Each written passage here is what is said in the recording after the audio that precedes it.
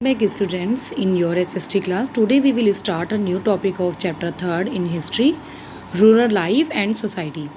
आज हम rural life and society के जो चैप्टर है हिस्ट्री का 3rd, उसमें हम एक नया टॉपिक आज शुरू करने वाले हैं। लेकिन इससे पहले हम बात कर लेते हैं कि फर्स्ट वीडियो में हमने इस चैप्टर में जो बात करी थी वो हमने बात करी थी revenue system under the British. देखिए, जब हमारे यहाँ रिवेन्यू सिस्टम लागू किया था ब्रिटिशर्स ने, तो उसमें बहुत सारे उन्होंने चेंजेस भी किए थे। और उन चेंजेस में जो पहला था उसमें परमानेंट सेटलमेंट पर हमने बात की, दूसरा रहतवारी सिस्टम एंड थर्ड इसमें मेहरवारी सिस्टम। और अब इसमें जो हम नेक्स्ट टॉपिक अपना स्टार्ट करने वाले हैं वो है कमर्शलाइजेशन ऑफ एग्रीकल्चर। देखिए, जब एग्रीकल्चर का कमर्शलाइजेशन उन्होंने शुरू कर दिया कॉलोनियल रूल्स के अंडर में, तो उसमें न्यूमेरियस चेंजेस आए, यानी कि बहुत सारे परिवर्तन किए गए। Industrial revolution during the 18th century. देखिए, 18th सेंचुरी जब शुरू हुई तब बहुत सारे जो औद्योगिक क्रांतियाँ थी वो शुरू हो गई। बहुत सारी फैक्ट्रीज़ को ब्रिटेन में इस्टेब्लिश किया गया। और ये जो फैक्ट्रियाँ थी उसमें रॉ मटेरियल की बहुत ज़्यादा ज़रूरत होती थी, और उसके लिए जो ब्रिटिशर्स थे उन्होंने उसकी रॉ मटेरियल की सप्लाई के लिए वो इंडिया पर बहुत ज़्यादा निर्भर थे। और उन्होंने जो भारतीय किसान थे उनको फोर्स किया या उनको एक लालच दिया कि वो कैश क्रॉप को अपने यहाँ ज़्यादा से ज़्यादा लगाएं। कैश क्रॉप में आता है जैसे कि जूट, कॉटन, रबर और इंडिगो। देखिए, ये जो कैश क्रॉप होती हैं वो ऐसा मटेरियल होती हैं जो सीधा सामान बनाने में इस्तेमाल किया जाता है, जिनका खाने में कोई यूज़ नहीं होता है। उनकी सप्लाई जो ब्रिटिशर्स थे उनको बहुत ज़्यादा ज़रूरत थी, इसीलिए उन्होंने उनको फोर्स किया कि आप जो है कैश क्रॉप ही अपने खेतों में लगाएं। और उसके लिए उन्हें रेगुलर जो रॉ मटेरियल था उसकी ज़रूरत थी। Newly establishment factories in Britain, क्योंकि जो नई नई जो कंपनियां थी, जो फैक्ट्रीज़ थी वो ब्रिटेन में जो लगाई जा रही थी, उनकी रिक्वायरमेंट्स को पूरा करने के लिए रॉ मटेरियल की आवश्यकता थी। और इस पॉलिसी को जो कॉलोनियल गवर्नमेंट ने बनाया था उसको कैश क्रॉप के लिए उन्होंने प्रमोट किया। इसीलिए इसकी जो नाम था इस क्रॉप का, उसका कमर्शलाइजेशन ऑफ एग्रीकल्चर रखा गया था। देखिए, इसमें जो हम नेक्स्ट है, दूसरी बात इसमें आती है कि the commercialisation of Indian agriculture contributed to the success of the industrial revolution in Britain. देखिए, जो कमर्शलाइजेशन था वो भारतीय कृषि में ये जो इंडस्ट्री का रिवोल्यूशन हो रहा था ब्रिटेन में, उसमें सबसे ज़्यादा कहीं ना कहीं उन्हें सफलता मिल रही थी केवल ब्रिटेन के ही लोगों को। इसीलिए however it ruin the self sufficiency of the Indian villages. इसीलिए कहीं ना कहीं जो ब्रिटिशर्स थे उनको तो बहुत ज़्यादा फ़ायदा हो रहा था इसका, लेकिन जो भारतीय विलेजेस थे वो बहुत ज़्यादा बर्बाद होते जा रहे थे। यहाँ पे उनको बहुत ज़्यादा नुकसान हो रहा था। The commercialisation of Indian agriculture benefited the British along with the landlords and money lords. और देखिए, इसीलिए जब व्यवसायीकरण कर दिया गया भारत में कृषि का, तो उसका जो बेनिफिट था वो केवल और केवल किसको मिल रहा था? ब्रिटिशर्स को। लेकिन उसके साथ ही साथ जो मनी लॉर्ड्स थे, यानी कि ज़मींदार जो थे, एंड मनी लैंडर्स थे, और जो साहूकार थे, उनको भी इसका बहुत ज़्यादा फ़ायदा मिल रहा था। It resulted in widespread impoverishment among the peasants of India. और देखिए, इसमें जो इसका रिज़ल्ट निकल के आ रहा था, जो परिणाम निकल के आ रहा था इस कृषि के व्यवसायीकरण का, उसमें जो किसान लोग थे भारत के, उसमें बहुत ज़्यादा तनाव की स्थिति उन लोगों में फैल गई थी। The agriculture in India was already expose of natural calamities. देखिए, जो भारत की कृषि थी वो पहले से ही बहुत ज़्यादा जो नेचुरल कैलामिटीज़ थी, यानी कि जो प्राकृतिक आपदाएं थी, उनको फेस कर रही थी, सच एज जैसे कि फ्लड एंड ड्रोट।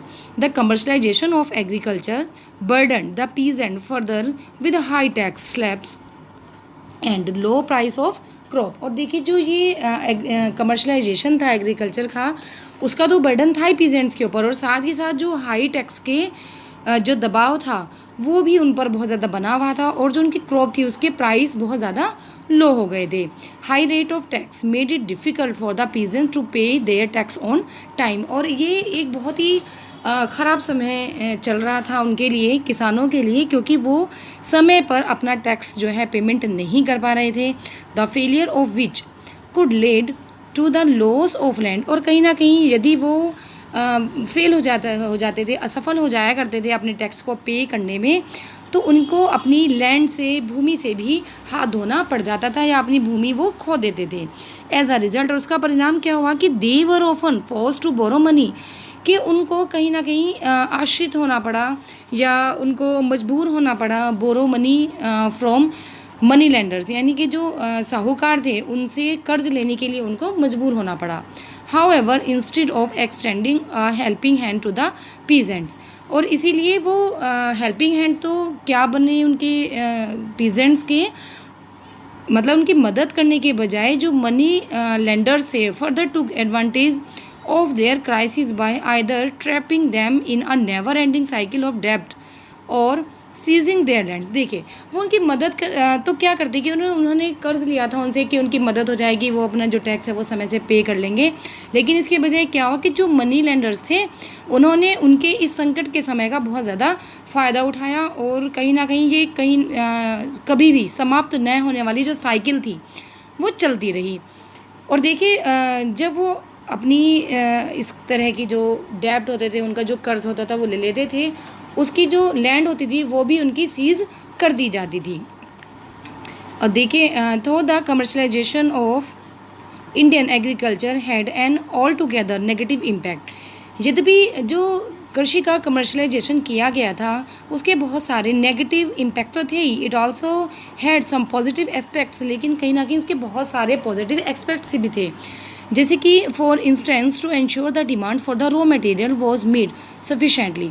देखिए जो रॉ मटेरियल की डिमांड थी ये बहुत ज़्यादा बढ़ती जा रही थी। The British improve the irrigational facilities, और इसीलिए जो ब्रिटिशर्स थे उन्होंने सिंचाई की जो सुविधाएं थी उनको बहुत ज़्यादा इम्प्रूव भी यहाँ पर किया था। The regional specialisation of crop was put into practice efficiently, और देखिए जो उस क्षेत्र की जो स्पेशल क्रॉप होती थी वो इन सारी चीज़ों से बहुत ज़्यादा प्रभावित भी हुई। जो इसमें हमारा नेक्स्ट टॉपिक आता है वो है पीजेंट रिबेल्स। देखिए इसमें as we know the land revenue system introduce by the British had ruined the प्रोस्पेरिटीज़।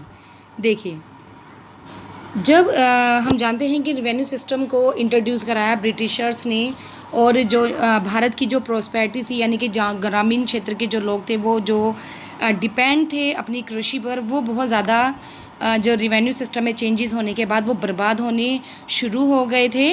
Wade spread this contentment among the Indian peasants, और देखिए कहीं ना कहीं इसमें बहुत ज़्यादा असंतोष की भावना जो भारतीय किसान थे उनमें फैलती जा रही थी।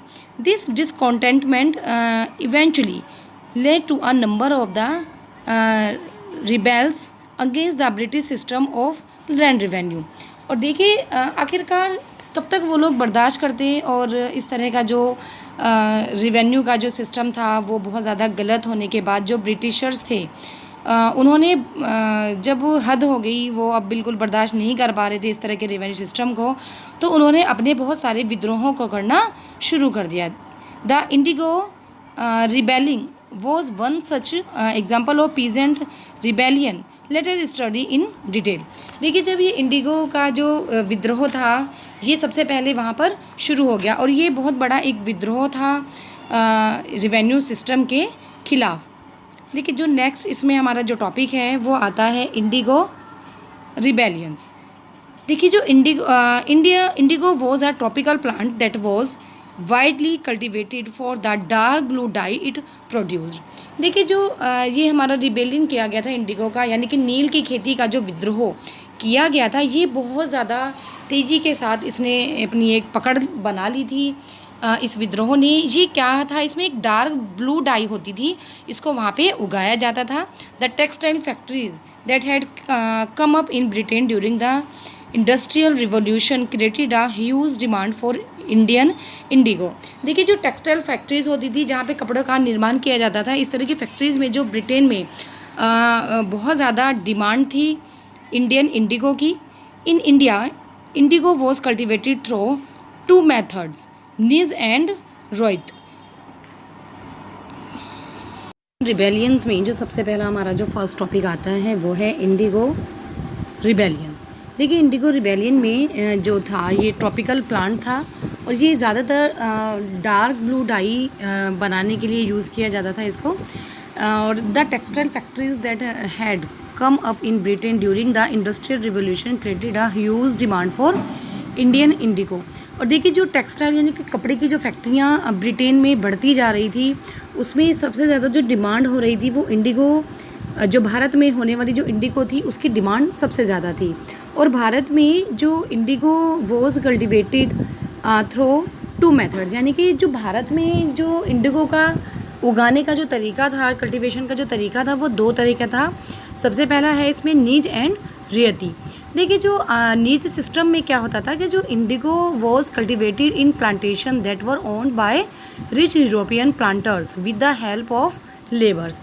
देखिए जो नीज सिस्टम में इंडिगो लगाने का जो तरीका था वो ये था कि जो यूरोपियन जो लोग थे वो अपनी ज़मीनों को ख़रीदते थे और वहाँ पे लेबर्स की सहायता से वो इंडिगो को लगाते थे अंडर द रियती सिस्टम। और इसमें रियती सिस्टम में क्या होता था, जो पीजेंट्स थे were force to sign an agreement और अ कॉन्ट्रैक्ट। वो पीजेंट्स को फोर्स किया करते थे कि वो एग्रीमेंट साइन करें।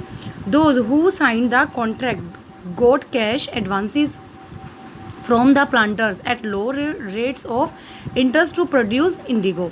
देखिए जब वो इसमें साइन कर देते थे इसके लिए उगाने के लिए कि वो हम इंडिगो लगाने के लिए तैयार हैं, तो उनको कुछ कैश एडवांस में वो दे दिया करते थे और लो रेट पर, इंटरेस्ट पर वो उनको ये पैसा दे दिया करते थे और बदले में उनको इंडिगो को प्रोड्यूस वहाँ पर करना होता था।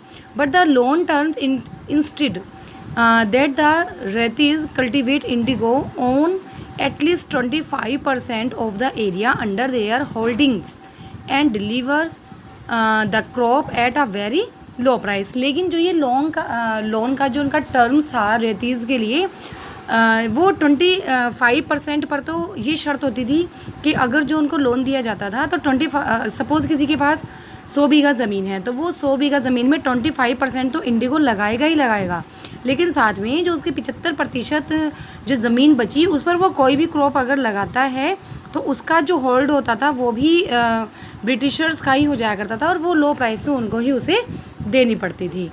In India Indigo cultivation was majorly done through the रेती सिस्टम।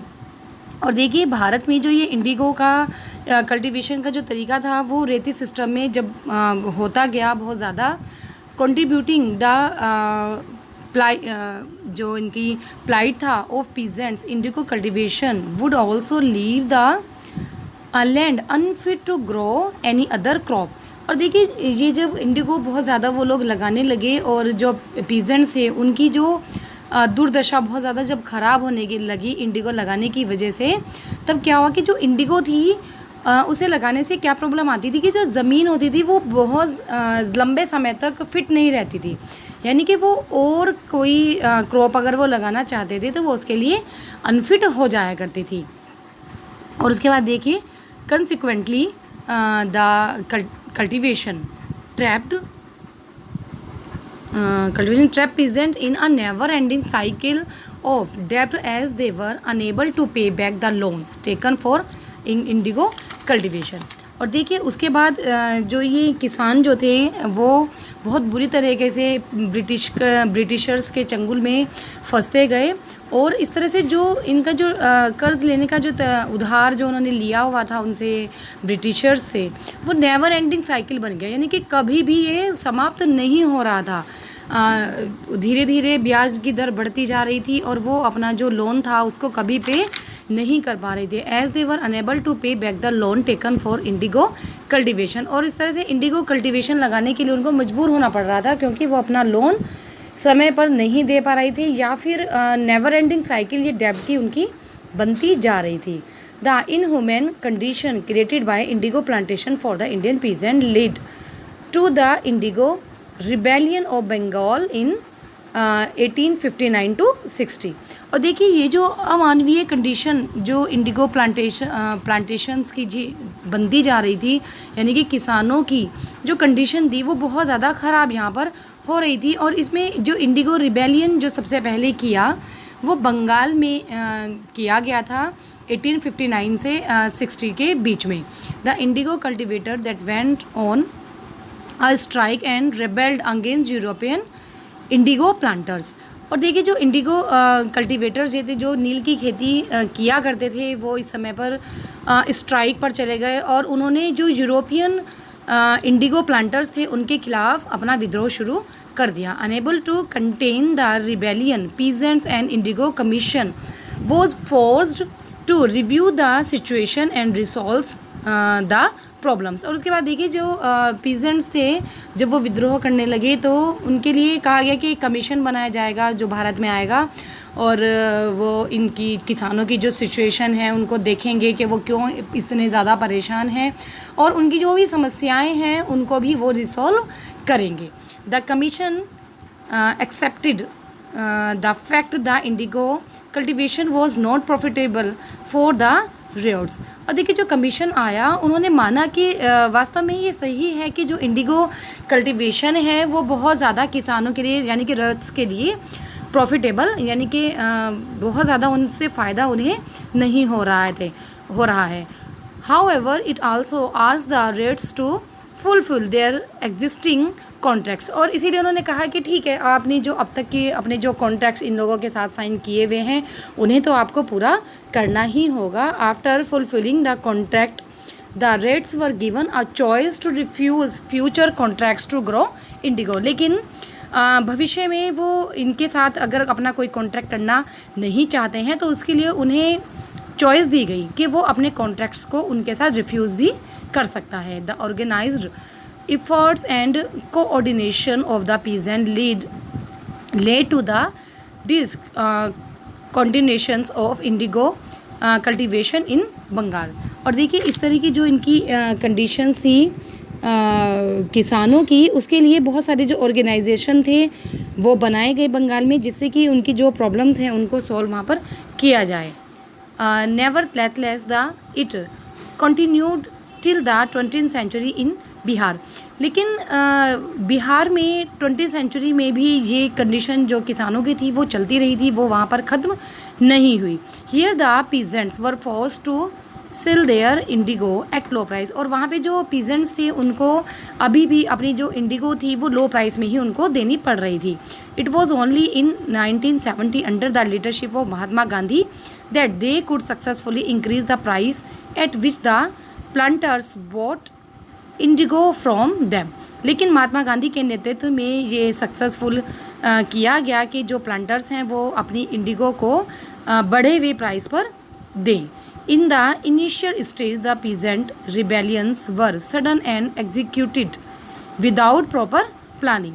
देखिए शुरुआती समय में जो भी ये समस्या रही कि जो पीजेंट्स थे उन्होंने जो अपने विद्रोह शुरू कर दिए वो बिना किसी प्लानिंग के साथ किए गए थे, इसीलिए उन्हें बहुत ज़्यादा वहाँ पर सफलता नहीं मिली थी। However by the 20th century under the leadership of Mahatma Gandhi the peasants were organised into groups. लेकिन बाद में 20th सेंचुरी में महात्मा गांधी के नेतृत्व में जो पीजेंट्स थे उन्होंने अपना एक समूह बना लिया, एक ग्रुप बना लिया, एक संस्था बनाई उन्होंने कि जिसमें सभी जो पीजेंट्स थे वो एकजुट होकर के अपने मांगों को रखते थे। The aim object of these mass peasant movement was to address the problem that cropped up due to the exploitative practice of the British apart from the mass movements. और देखिए इसका जो मुख्य उद्देश्य था, इनका जो एक यूनियन बनाई गई थी किसानों के द्वारा, उसमें यही थी कि अगर उन्हें क्रॉप से संबंधित कोई भी अपनी समस्या होती थी तो वो वहाँ पर उनको एकजुट होकर अपनी बात को कहें, अपनी जो भी समस्याएं हैं उनको सॉल्व कराने के लिए बात करें और ब्रिटिशर्स के ख़िलाफ़ भी अपनी समस्याओं को वो रखें। और देखिए इसके बाद जो इसमें हुआ कि apart from the mass movement, इसके बाद बहुत सारे ऐसे आंदोलन किए गए किसानों के द्वारा। अ number of Kisan Sabha also came up during this period of represent the peasants and to resolve their issues. देखिए उसके बाद किसान सभा बनाई गई जिसमें किसान जो थे वो अपनी समस्याओं को रखते थे, उस पर मुद्दा उठाते थे कि किस तरह से उनकी प्रॉब्लम्स को वहाँ पर सॉल्व किया जाए। और the movement and the association formed during this period of them are given below. और इसमें बहुत सारे मूवमेंट्स किए गए, आंदोलन चलाए गए, एसोसिएशंस बनाए गए उस पीरियड में, जिसमें जो किसानों की समस्याएं थी वो प्रॉब्लम्स जो थी उनकी सॉल्व की जाती थी। सबसे पहले इसमें जो रिसॉल्व वाली जो बात हम करें तो वो ये थी कि जो किसान हैं उनके लिए 1920 से 1921 में जो पीजेंट थे उन्होंने opposed arbitrary increase in revenue by zamindar and the Oudh Kisan Sabha वो established under Pandit Jawaharlal Nehru and a local leader Ramchandra. देखिए 1920 से 1921 में जो पीजेंट्स थे उन्होंने बहुत सारे इंक्रीज़ हुए, जो उनके आंदोलन थे उसमें बहुत ज़्यादा बढ़ोतरी होनी शुरू हो गई थी। और उसमें एक ओड किसान सभा का इस्टेबल किया गया जो पंडित जवाहरलाल नेहरू के नेतृत्व में किए गए। और एक उनसे 1921 के बीच में भी पीजेंट्स के द्वारा काफ़ी सारे रिवेन्यू सिस्टम के ख़िलाफ़ और ज़मींदारों के ख़िलाफ़ आंदोलन किए गए। इसमें जो आंदोलन किया गया था ओड किसान सभा जो इस्टेबल किया गया था पंडित जवाहरलाल नेहरू के लीडरशिप में, इसमें एक लोकल लीडर भी थे रामचंद्र। और नेक्स्ट इसमें आता है 1923 से 1924 में जो पीजेंट थे उन्होंने भी यहाँ पे सक्सेसफुली अपना एक आंदोलन किया तंजौर में। ये फर्स्ट रेट्स एसोसिएशन के द्वारा किया गया था NG रंगा आंध्र प्रदेश में। इसमें भी रिवेन्यू सिस्टम का जो इंक्रीज़ था उसको रोकने के लिए ही ये आंदोलन किया गया। एंड नेक्स्ट इसमें है 1927 में टी प्रकाशन एंड के वेंकटप्पा पैया ने इसमें जो किसान मूवमेंट था वो किया कृष्णा गोदावरी डेल्टा पर। और इसमें सरदार वल्लभ भाई पटेल ने भी नो रिवेन्यू कैंपेन शुरू किया, जो नो रिवेन्यू के लिए। और इसमें जो 20% रिवेन्यू बढ़ा दिया गया था ब्रिटिशर्स के द्वारा, उसके ख़िलाफ़ ये मूवमेंट किया गया था। और इस मूवमेंट को करने से ये ज़रूर हुआ कि जो ब्रिटिशर्स थे उनको अपनी जो भी प्लानिंग्स थी वो कुछ समय के लिए टेम्परेरी रोक दी गई और उसे रिवाइज़ करना पड़ा। तो देखिए बच्चों, यहाँ पर हमारा आज ये 3rd चैप्टर समाप्त हो जाता है, एंड हो जाता है इस चैप्टर का। और आपको कोई भी प्रॉब्लम है तो आप पूछ सकते हैं। मिलते हैं नेक्स्ट वीडियो में, तब तक के लिए टेक केयर, गुड बाय।